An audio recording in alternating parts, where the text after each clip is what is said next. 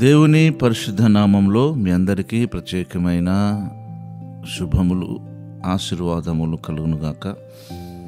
Today's God's promise, దినము దేవుని వాగ్దానము. జకర్యా ప్రవచన గ్రంథము 9వ అధ్యాయము 12వ వాక్య భాగం.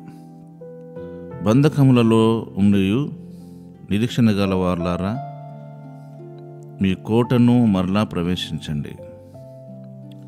రెండంతలుగా మీకు మేలు చేసేదనని నేడు నేను మీకు తెలియచేయుచున్నాను.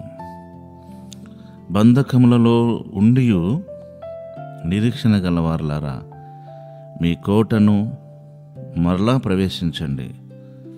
రెండంతలుగా మీకు మేలు చేసేదనని నేడు నేను మీకు తెలియచేస్తున్నాను. రెండంతల ఆశీర్వాదమైన, అది ఏడంతల ఆశీర్వాదమైన, నూరంతల ఆశీర్వాదమైన దేవుడు మన పట్ల చూపించే తన విశ్వాస్యతను మనం గమనించాలి. ఈ రెండంతల ఆశీర్వాదం గమనించండి. బంధకములలో ఉండి సహజంగా, సామాన్యంగా బంధకంలో ఉన్నవారికి నిరీక్షణ అనేది ఉండదు. మేము విడిపించబడతాము, కాపాడబడతాము, మేము వర్ధిల్లుతాము, దీవించబడతాము అనేది. ఎందుకంటే మీకున్న పరిస్థితులలో మీరు ఆ విషయాన్ని చెప్పగలరు, అవును అనగలరు. మీరున్న పరిస్థితుల్లో కూడా అలాంటి బంధకాల్లో ఉన్న మీరు దేవుని అందరి నిరీక్షణ కలిగి లేరు. బంధకములు లేకున్నప్పుడు మనము దేవుని నుంచి ఆశించే పరిస్థితులు మనకు కనబడుతున్నప్పుడు, దేవుని నుంచి కార్యాలు జరిగే వాతావరణం మనకు కనబడుతున్నప్పుడు ఎవరైనా కూడా నిరీక్షించగలుగుతారు, విశ్వసించగలుగుతారు.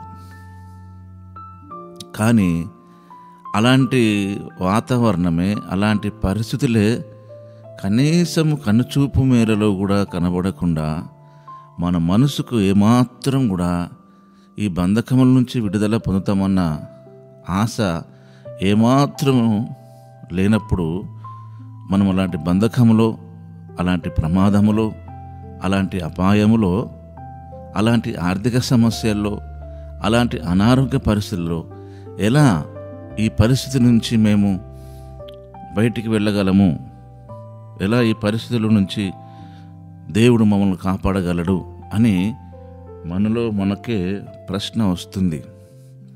భక్తుడు పౌలు గారు కూడా తనకు కలిగిన సమస్యల్లో, తనకు కలిగిన కష్టాల్లో, తనకు కలిగిన సమస్యలలో తన కనీసం కాపాడబడతానన్న నమ్మకం కూడా లేని పరిస్థితుల్లో భక్తుడు పౌలు గారు ఏమంటాడంటే, సహోదరులారా, ఆసియాలో మాకు తటస్థించిన శ్రమను గురించి మీకు తెలియకుండా మాకు ఇష్టం లేదు. అది ఏదనగా, మేము బ్రతుకుదామన్న నమ్మకము లేక ఉండునట్లుగా మా శక్తికి మించిన అత్యధికమైన భారం వలన కృంగిపోతిమి. మరియు మృతులను లేపు దేవుని అందే గాని మాయందే మేము నమ్మకం ఉంచకున్నట్లు మరణమగుదుమన్న నిశ్చయము మా మట్టుకు మాకు కలిగి ఉండెను.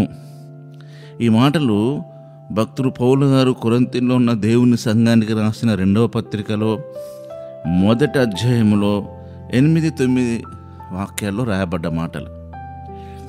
కనుక అంత మంచి గొప్ప భక్తుడికే తన ఆ పరిస్థితిలో నుంచి బయటికి రాలేను, మరణమగుదుమన్నంత ప్రాబ్లంలో ఉన్నాము అని చెప్తున్నాడంటే, మీరు నేను ఎలా చెప్పగలము?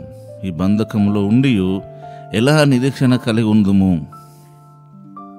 దేవుడు అంటాడు, బంధకములో ఉండి నిరీక్షణ కలవార్లారా. చూడు ఎంత గొప్ప కార్యం. భక్తుడు పౌలు, శీలలు రాత్రంతా వారిని హింసిస్తున్నప్పటికీ వారు పాటలు పాడుతూ స్తుతిస్తూ వస్తున్నారు. పెద్ద భూకంపం కలిగింది.